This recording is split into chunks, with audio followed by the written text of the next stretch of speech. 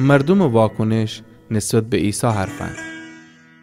پس بعضی از اهالی اورشلیم بگفتیدی آیا ان هونی نیه که قصد دارید اونه بکشید؟ بیدینی چطور آشکارا حرف زنه و اونه هیچ چی نگیدی؟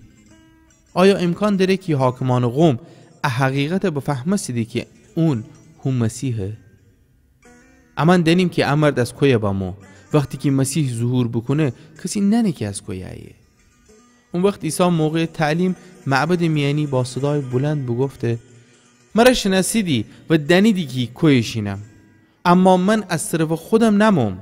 اونی که مرا اوسیه گوده حقه و شما اونه نشناسیدی، اما من اونه شناسم چون که من از اونم و اون مرا اوسیه گوده.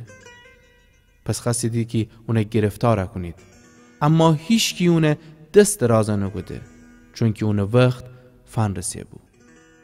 به هر حال خیلی از مردم اونه ایمان باوردیدی. شان گفتیدی که آیا وقتی مسیح بیه از هم مرد بیشتر معجزه کنه؟ اما فریسیان گوش فرسته که مردم درباره عیسی اجور هم کنیدی. پس سران کاهنان و فریسیان قراولان معبد اوسیه گودیدی تا اونه گرفتار کنید. اون وقت عیسی بگفته زمان کمیشی میام رئیسم، ازم به بعد او کسی ورجشم که مرا اوسیه گوده. می دنبال گردیدی اما پیدا نکنیدی و جایی که من شم شما نتایندی بایید.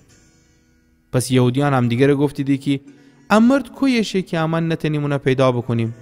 نکنه خیلی بشه یهودیان ورجه که بین یونانیان پراکنده دی و یونانیان تعلیم بده.